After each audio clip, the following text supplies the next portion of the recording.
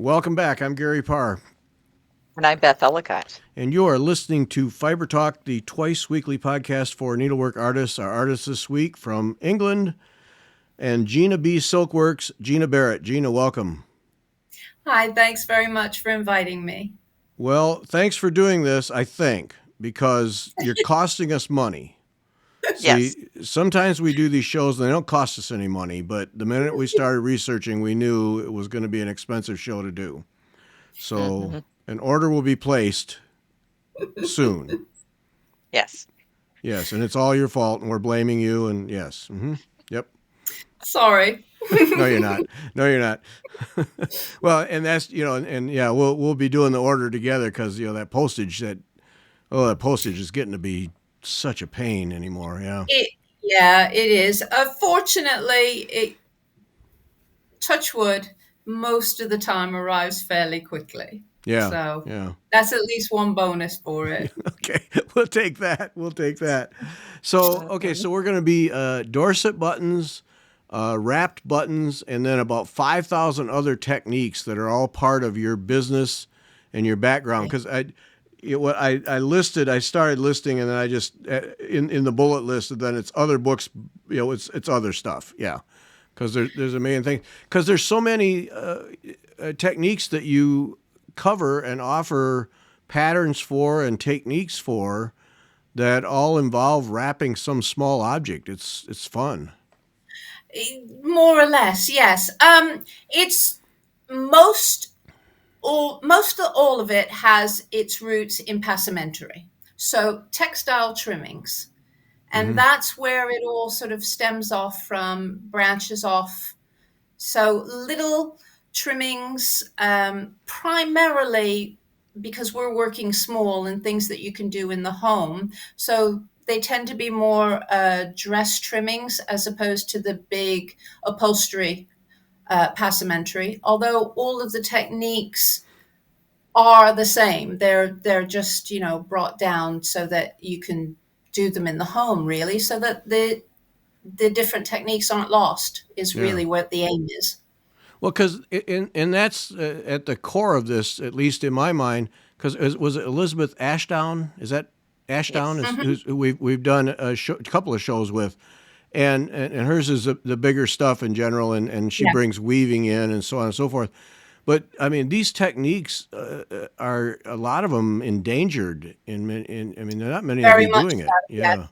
Yeah, when I started with the whole, because as I said, I was doing small trimmings for costume and dress and incorporating the buttons. And at that time, button making was on the endangered craft list. It is now classed as viable. Yay. Oh, good.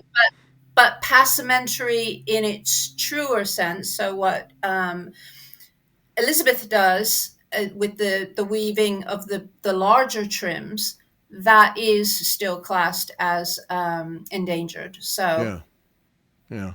Is that is that whole passementerie thing? Is that kind of a little club? I assume you all know each other in one form or another. we do, but we haven't all sort of met. We're spread out so far. Oh, And what tends to happen is we do different things. Like, I do the buttons. I know Elizabeth does mainly weaving. She's getting into tassels. I do tassels, but the tassels that I do aren't the giant ones. There's someone called Claire who does a lot of those. So, we sort of all know each other yeah. and what we need to do, but we tend to sort of go off on our own tangents. And as I said, mine tends to be dress decoration. So a lot of the smaller things, when I do the tassels, they're tassels for garments, historical reproductions, and that sort of thing, as opposed to the actual in the home things. I've done some things for stately homes, but it's a lot bigger. Yeah, that stuff looks like ominous to me, but Yeah, it's a great learning exercise, but it's a lot bigger, a lot more, yeah. So okay, so you got started doing this with costumes, but how did you get to the costume part where you were making these buttons? There had to have been some history behind that. That just doesn't fall in your lap. I was a graphic designer and illustrator.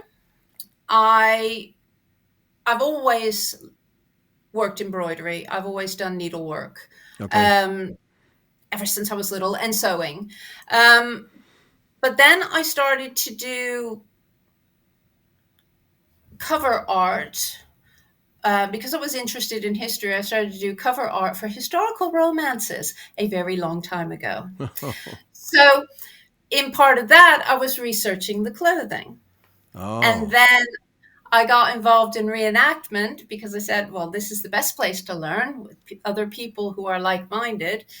And then a small group of us, because I was doing sort of weaving little belts and making tassels and doing that sort of thing within it, we started to research properly the silk women of medieval London and the things that they made and their lives. And my job within this little group was I was the one who was making the things. Some people were better at reading medieval script. Oh. I was better at looking at things in museums and saying, okay, this is how this is done. So that was my role, as it were. And because I started making things, I then started to get people within the reenactment museum thing saying, oh, can you make this? Can you make that? Can you make this? And I go, ooh, okay, I'll figure it out. And so that's where that started. So romance novels are kind of the linchpin. That's fascinating. Yeah, that's where it all goes back to. Romance novels. Yeah, right the way back. Okay. Before they started putting photography on them. Yeah. Yeah. Well, that's a different path. Everybody's got a different path. Very different path. So this group is this that Soper Lane group? Yes, Soper Lane. Yes, that's right. Which it's there for historical note now. It doesn't exist as a group anymore. Elizabeth, one of the main stays within it, and my co-author on Take Five Bows, she passed away, about 5 years ago now. So, it's there for the historical record. There's a lot of other people who have taken up that research over the years, because this is 20 years ago now, and have really run with it and, finding new things all of the time out there about what these women did. But they're fascinating. They worked independently. They made the textile trimmings. They made tassels. They made braids. They made buttons. They did all of those things that decorated the royalty and the aristocrats' clothing. And so it's really quite fascinating. They were independent. They were paid. They ran their own businesses. Oh. So it was a very interesting thing to research. Okay, because that was going to be my next question. Was it the women who were doing the work for these male-dominated guilds? Yeah. Not in England. I understand that in France, the equivalent were run as a guild, and men ran those guilds, and then the women worked for them. But in London, they were independent. They took on their own apprentices. And now most of them were married, not all, but most of them were married to men in associated trades. So your mercers and so on. Mm-hmm. So, they didn't have a guild in the sense that a medieval guild had a lot to do with community and joining in with church things. Mm-hmm. So they didn't set up a separate guild because they were affiliated to the guilds through their husband. Okay. So, be it the Mercers Guild and so on. So they didn't really need to do that. But as a business, they could take on debt without having to be signed, you know, undersigned and so on. And as I said, they could take on an apprentice if they wanted to.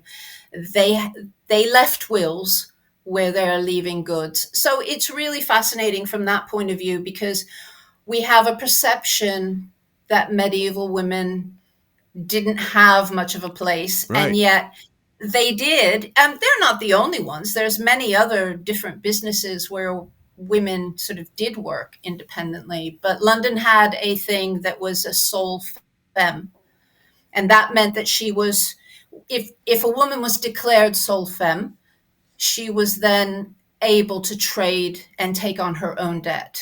She didn't need her husband to be there to take on that debt.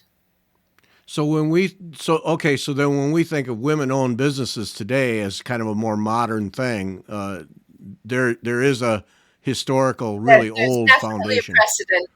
Wow. Really, as I understand it, it really starts to come into the Victorian period, where things changed and different laws came in where women didn't have the same rights to their own property. But Hmm. in the medieval period, women did a lot more than we consider that they did. That's interesting. Yeah. It's fascinating. Yeah. It is actually really fascinating. Yeah, I hear a lot of that too. People are doing more research into women who made the samplers and the whole process behind the silks and all that. And it's um, or the making the caskets, the 17th century caskets, the women who Yeah. did that, and the ones we found in the history. And it's like, no, they're not these women who just kind of sat at home and stitched. They Mhm. were at business women, really, Yeah. and Yeah. A true lot. managers. It's fascinating that, like I said, because we have a preconceived idea, and then that obviously is completely wrong. And it's amazing how still, like I said, this 20 years ago that we were looking into it, how still people have this impression that it's not, you know, oh no, they were so oppressed and everything. And it's like these women petitioned Parliament to get them to stop bringing rubbish silk into the country because it was undermining what they were doing. Oh, So yeah, Wow. so you know they did have quite a bit of when they got together. They're like this loud voice all together. that's fantastic, though. Because yeah, I don't hear Yeah. those kinds of stories. Yeah. Yeah. Right. Oh, that's cool. All right. So then you get involved through this group with these clothing ornamentation, buttons and so on. Mhm. What is it? It's got to be difficult to research these things out of old drawings, and I mean, they're such It small was pieces, you know. it was a lot worse 20 years ago.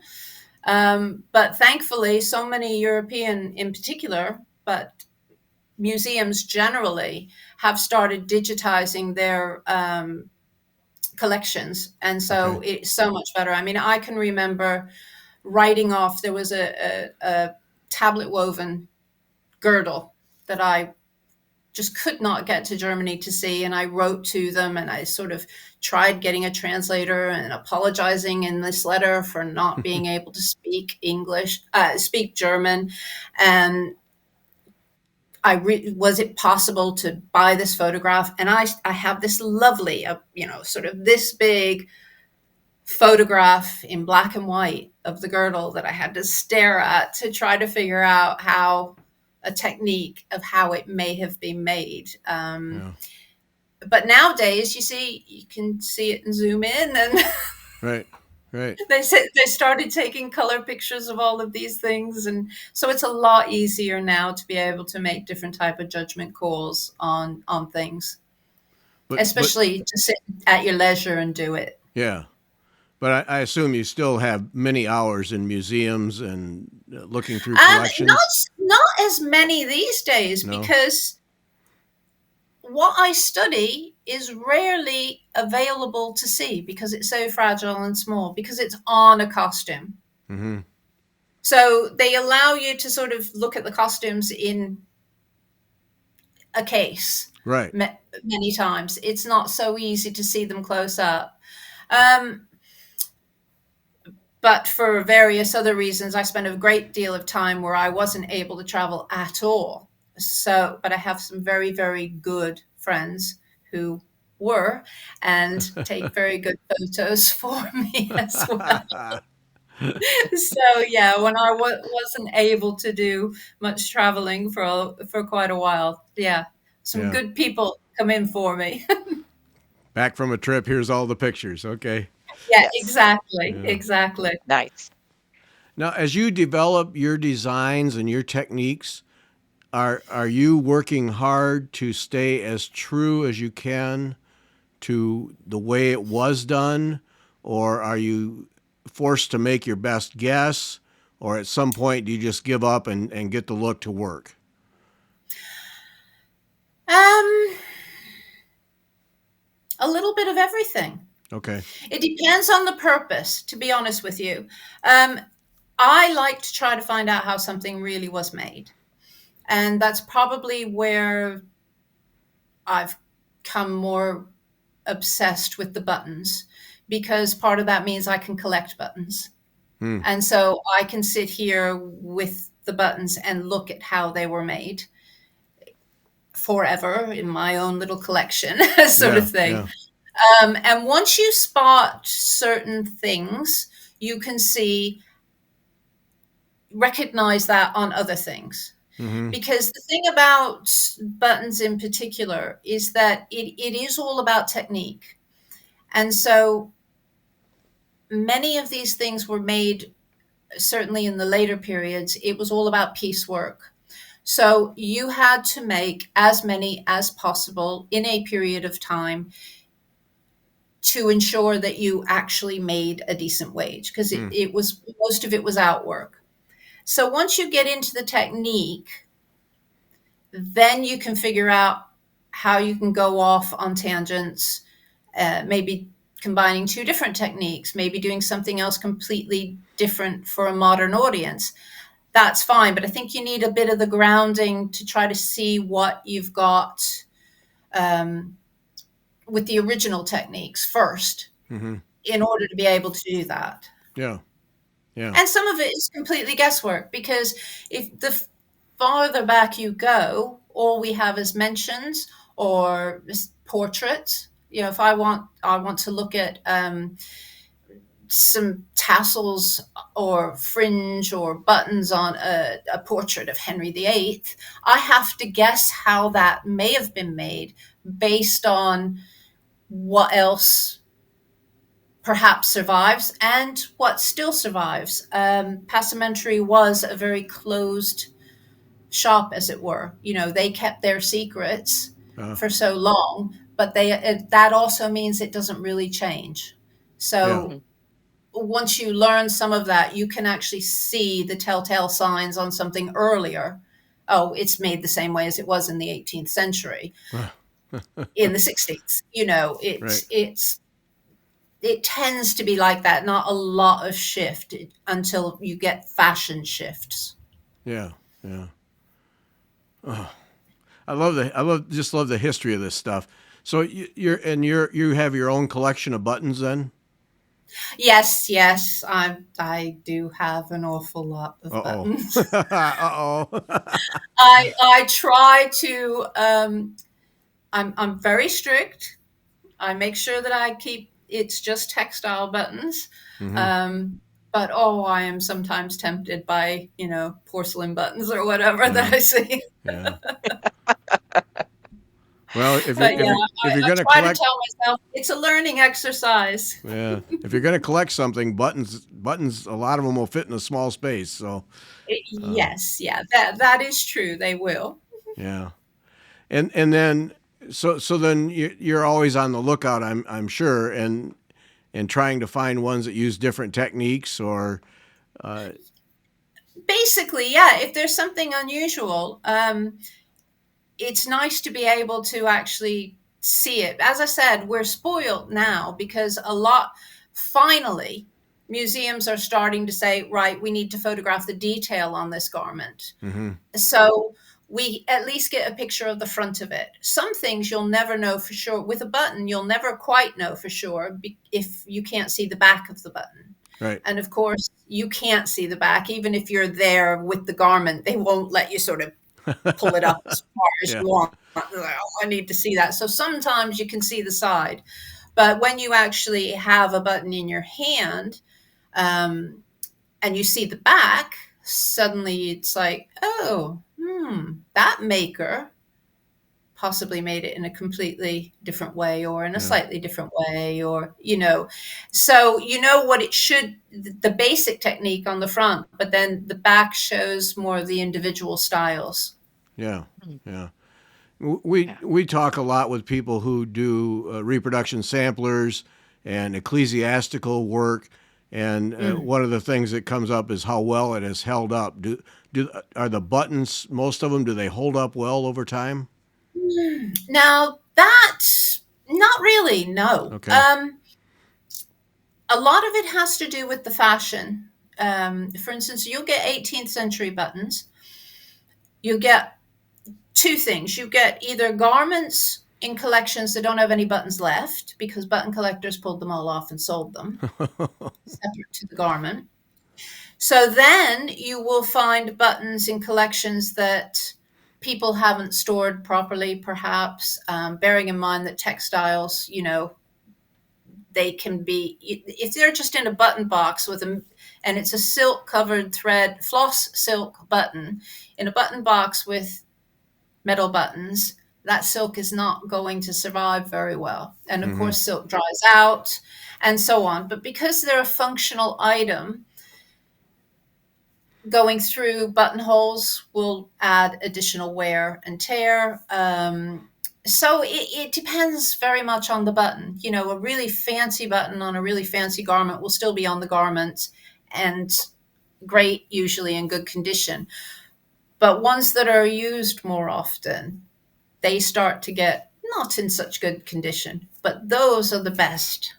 For someone Oh, like me, in many ways, when they're damaged, they're more useful because then I can see a lot more about how the button ah, is actually made and worked. ah. So, you know, yeah, I don't really mind. Yeah. Oh, okay. So how do you end up then with films and TV shows? I mean, how does that? It Well, just again, it you was, can make them so you get called? well, yeah, basically. Okay. Back to the whole sort of the very beginning. Um, because we were working with Soper Lane, we then started to work with some other costume makers. And within Soper Lane, we started doing work with the Globe Theatre when they were doing their historical productions, their Uh-huh. authentic productions. And we were making things for them. And then, of course, you meet other people, and I started making quite a lot of things for different costumers, and it just sort of rolls on there. It's word of mouth to get those things. It does depend on whether somebody wants an authentic look, Hmm. whether they want to actually bother to have a bunch of buttons made, Yeah. when they can just buy some buttons that will do. So it does depend on sort of the budgets of a particular show or what the vision of the costume designer is. Yeah. Well, and that was the next thing I wondered about is how often they actually care about authenticity or Not very often. okay. Yeah.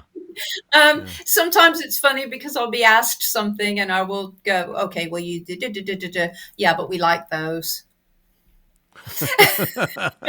Well, they weren't, yeah, but the costume designer really likes those. Okay. Yeah. Yeah.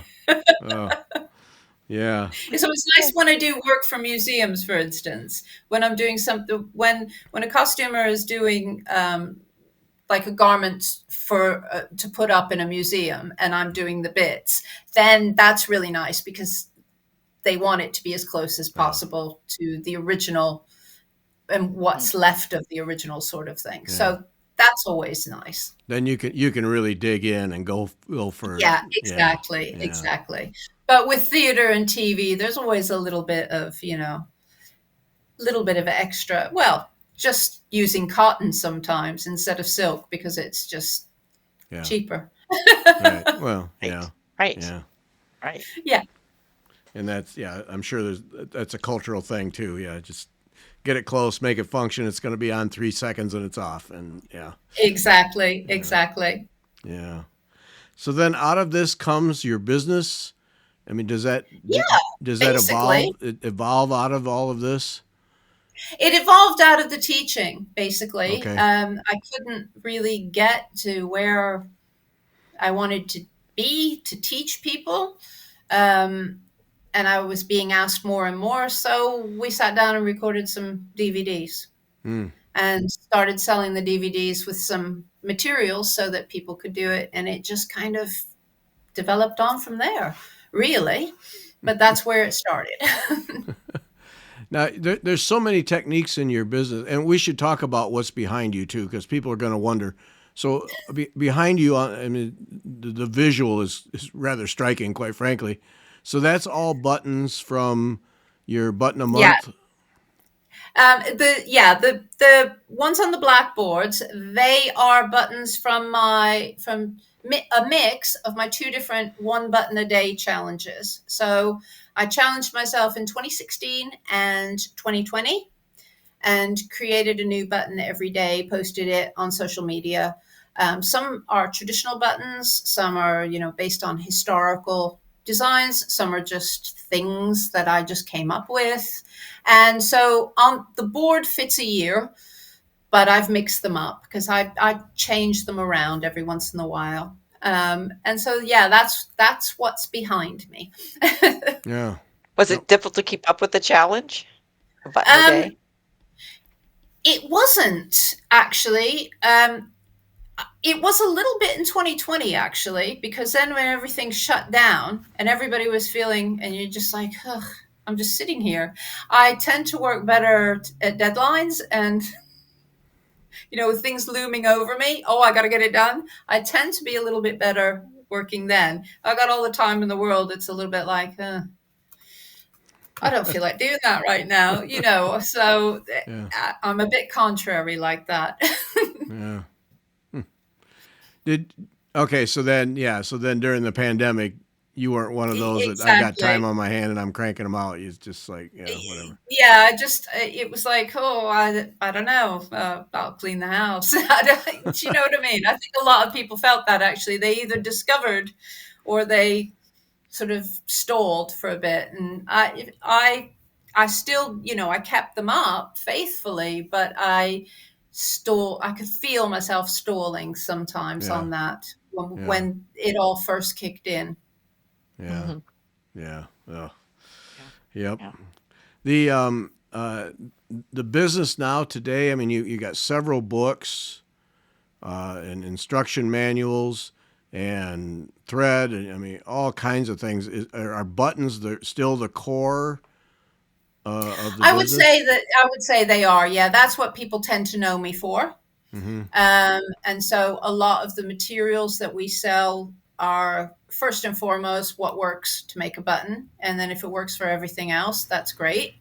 Um, the books are like, again, it's back to the same thing. I keep getting asked, how do I do this? How do I do this? So I've got the YouTube channel and then I do the books and it just keep trying to figure out how I can teach other people what I've learned and figured out, really.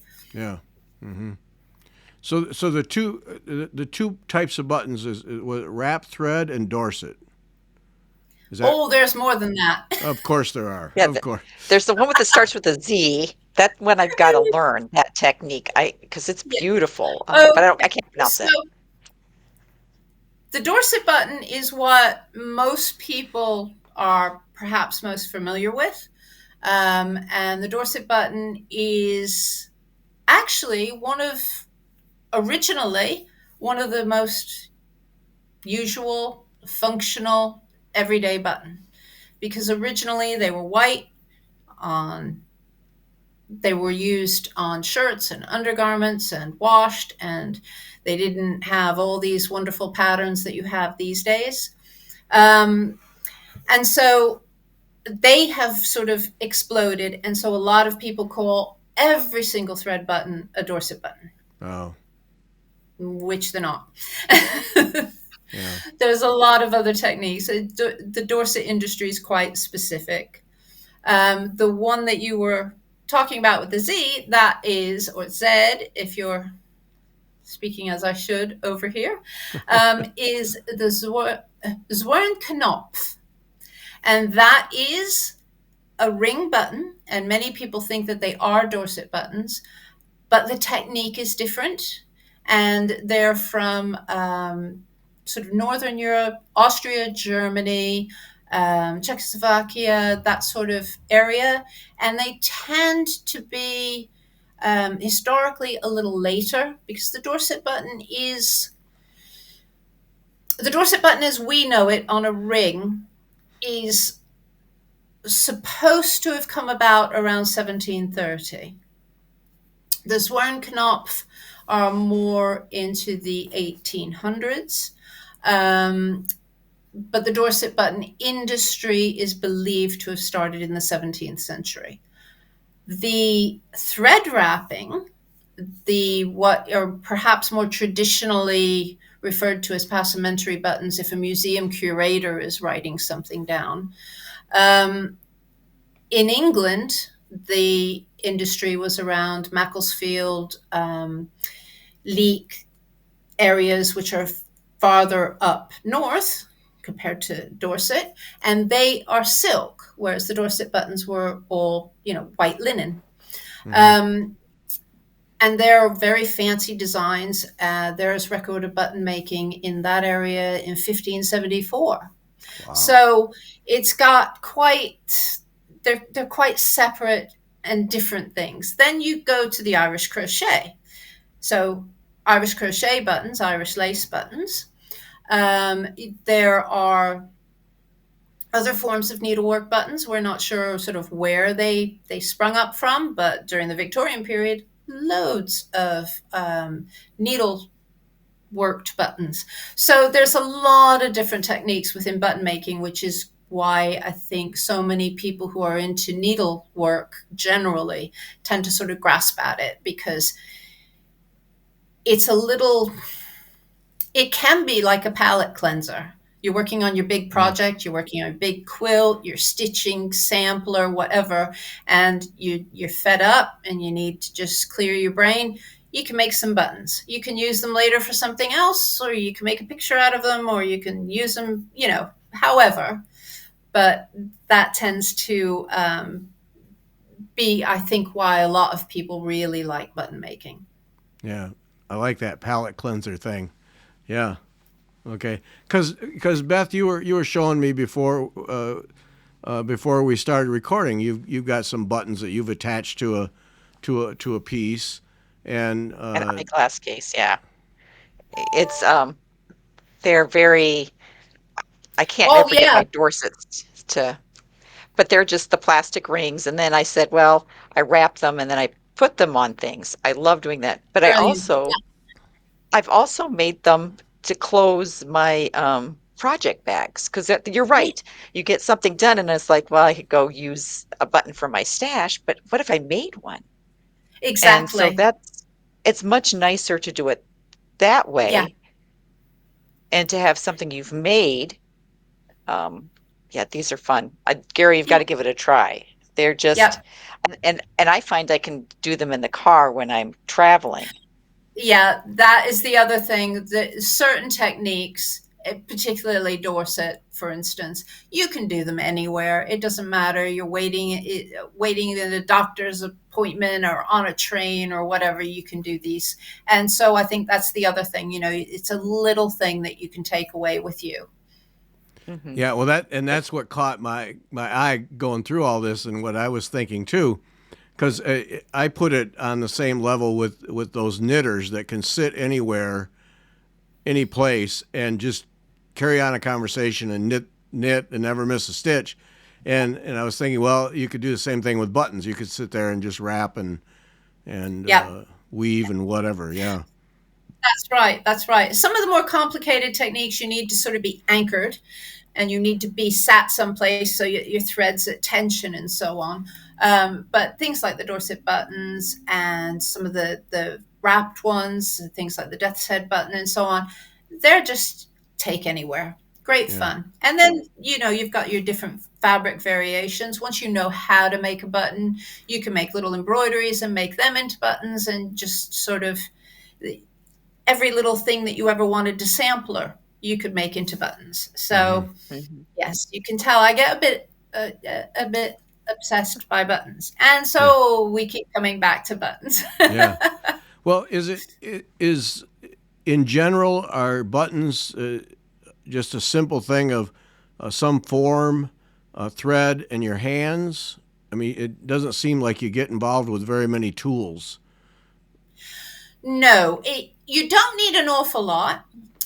You can, for instance, have measures if you want to mark out even divisions because you're worried about getting things off center. As I said, some of them you do need to be anchored, in that your thread needs to be anchored at tension. Uh-huh. Some of the more complex techniques, and so you do need to be at a desk. You need to have like, we have a little station that can clamp, and then you've got posts so you can hold yourself at tension, you hold your threads at tension so that you can work some of the more complex techniques. But on the whole, it's such an accessible craft. You just need something for your button mold, which can be any, if you're doing a Dorset button, it can be any ring so long as it's a closed ring. Mm-hmm. If you're working a thread wrapped, you want like a flat wood. Traditionally, it was wood, and everybody says, "Oh, but how do you wash it?" Well, traditionally, they weren't washed. They're on outer garments; they weren't washed. But if you really want to, you can use pieces of acrylic. If you hold everything in properly, you can gently hand wash. Then, if your threads are washable, but you could use cardboard because they weren't washed anyway. If you're using something really thick, it's a really accessible craft. Okay, because I noticed somewhere in there you were using basically pressed wood as a Yeah, form. yeah. And I thought that was a weird thing, but if you're not expecting them to get wet or washed or anything, then it's. No. You see, the most of the thread wrap, the passementerie buttons, they were for outerwear. They were for coats. Victorian gowns. They weren't chucked in the wash. Things weren't washed the way that we do. Yeah. You had your body linens. That's what a Dorset button's for. A Dorset button, as I said, white on white. So your white linen, that's meant to be washed. They're flat, they were fine, flat rings. So go through the mangle, no problem, and just be washed and washed and washed. Mm-hmm. And that's what they were designed for. The other ones, you wouldn't wash these delicate silk threads anyways. They would just be destroyed anyways. Yeah. So it's not just the forms. Originally, most of the forms would have been turned or drilled, the wooden forms. Okay. So they had special drill bits to drill them out, or they would have been wood turned. Mm-hmm. Okay.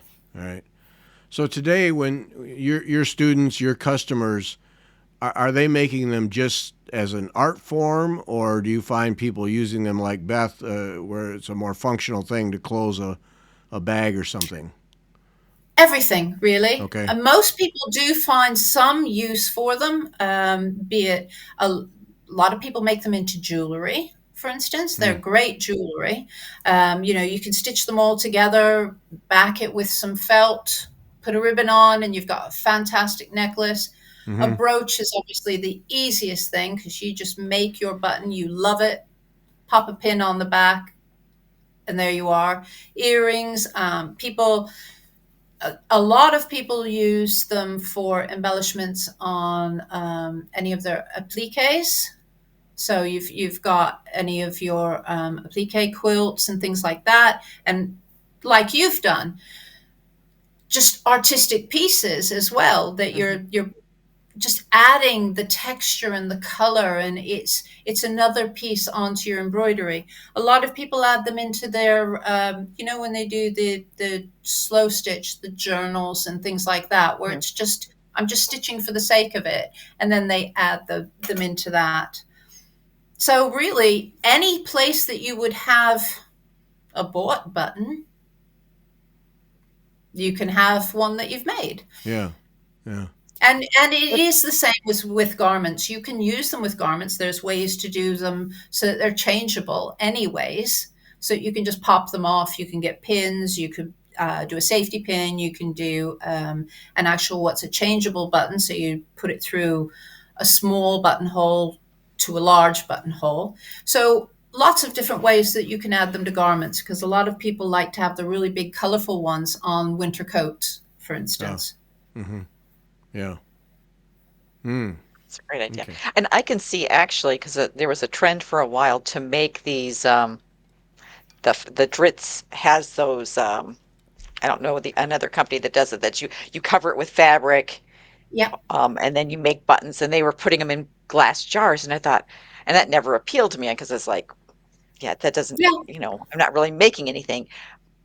But I thought, oh, what if I started making a bunch of Dorset buttons and then Yeah. putting them in the jar? And then if you needed one for a project, you'd have all these You'd have them all. different. Yeah. Yeah. I for the longest time, I had like this, you get given these big giant wine glasses like that, like hold a whole bottle of wine, and it's just full of buttons that I've made. It just, every time I made one, popped another one in there, and then I started to arrange them so that you could see certain ones out of it.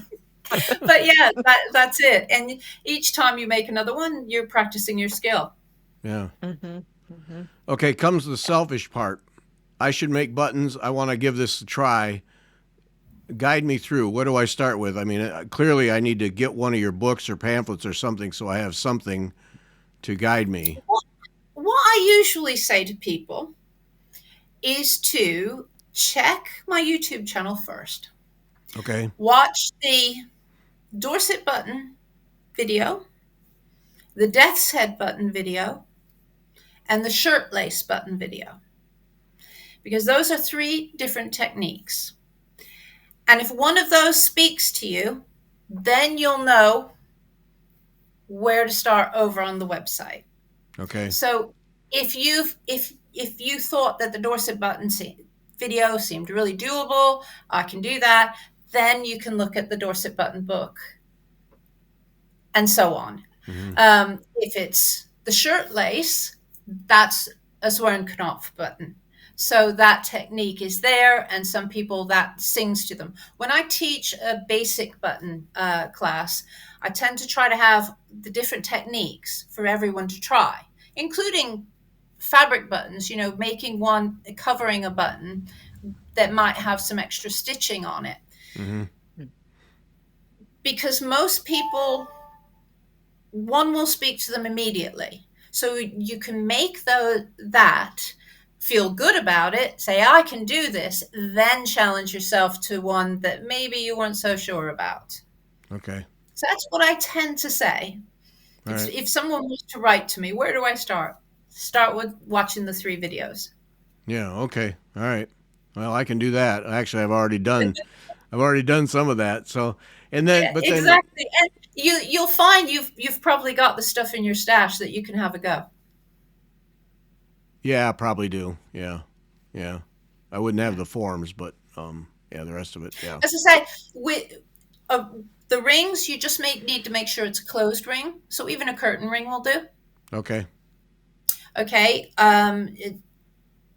The discs, really, all you need is something that's not going to bend easily. So a cut of when I very first started doing thread buttons, I couldn't find anything that I was supposed to use. And somebody suggested to me slicing cork. And so Huh. my first buttons are made on slices of cork. Okay. But I learned Yeah. how to do it. And so you learn that you like that idea. So Okay. All right. Well, I can do that. Yeah. But now, from your business perspective, though, you have kits. People can get kits. I do. Yeah. Yes. Yeah. We've got a whole range of different kits. And again, our little button journal kits are the ones where we try to have different techniques in each kit. So you Okay. get what you need, you get basic instructions. You also get a little fabric journal so you can stitch them all into that, because most people that I teach want to keep their first buttons. They may not want to show anybody, but they definitely want to keep them. And because it shows you how you've moved along. So we've got them for all different types of techniques with the little button journal. And so you've got everything there. So it's a good dip your toe in, because you haven't got to think about your materials. Yeah. Yeah. Okay. As you say, that's the hardest part, is thinking about your materials until Hmm. you get started. And then when you get started, you think about all sorts of things that you can use. Yeah. Well, I mean, if you can Yes. just take cork and slice it up and make discs out of it, then yeah, that really speaks to how easy it is Mhm. to get started with this thing. And yeah, certainly Yeah. stash is not a problem. Yeah, for most of us. Yeah. No, no, stash is not usually a problem for most of us. No. No. Yeah, yeah. Yeah. It's a it's kind of a Yeah. blessing and a curse, right? Yeah. Exactly. Yeah, that's for sure. That's for Yeah. sure. Yeah. Getting off of buttons, I was, and I will admit I did not research it other than to notice it. The Gutel and wire work. Tell me Yeah. about that. What? And I know I didn't Well, say it again, right, but it's another form of passementerie. Today, you tend to only see, well, in Europe, you tend to only see it as decorative elements on tassels, and in quite a um, simplified form. Now, in Malta, they do still practice Ganatel flowers in the sense of decorating churches with these. So it's wire and thread, and they make all of the petals using different spiral techniques. But this is also something that goes back to at least the 15th century. hmm, And in Belgium, you can find whole shrines that were done by nuns, all with silk, using coiled wire, wrapping silk over cardboard. So it all stems, and there is a common thread through the whole thing. yeah, yeah, They're very easy and they're very robust. They stand up very well, which is why, again, you do see them now. You see them on, like as I said, tassels and so on, as little floral embellishments and so on. With when you're doing the like the stately home tassels, you'll often see forms of them. yeah. Every time we talk to somebody like you, mainly people from Europe, it hits me that we think we're so cool because we have it all figured out, and you start telling about these things and realize how old these techniques are and how what we might buy from you we think is some more recent day thing, and it's just such ancient stuff that Yeah, we just don't keep it in perspective because well, yeah. it's just It's all that. As I say, that's part of it for me. Is when I sort of what tends to happen is I will look at an old piece and I will say, that bit's a bit different. Figure out, and then I go off onto a tangent about how that's made. And what I find particularly fascinating is the way that things are linked. In that, for instance, something that a sailor does is the same thing that a passementerie might do in fine silk. And hmm, it's interesting how that goes. And they always have different names. What a passementerie calls something, and what a sailor calls something, and what a lace maker calls something will all have their own different names. And they're all exactly the same. Yes. Yeah. Well, and that sailor thing comes up, every now and then, and we think it's fine art and pretty threads and stuff, and then it's for sailors, it's same thing, functional. Yeah. Yep, yep. Although they did an awful lot of decorative knotting and decorative forms Yeah. and plaiting and so on. So, Yeah. Those sailors. Yep. All right. So, we're running out of time here. Classes now. Do we do live and virtual? How are you doing your I haven't classes? got any virtual yet because I seem to have problems with technology. Yeah. But I do have a few pre-records, on-demand courses, which I am working on doing more. But yeah, every time I try to do something live, I practice and practice, and then it all goes wrong. Um, Hey, so I do. technology. So you know what I mean. Yep. Yep. Yeah. Well, and that's technology for you. Yeah. No matter what. Yeah.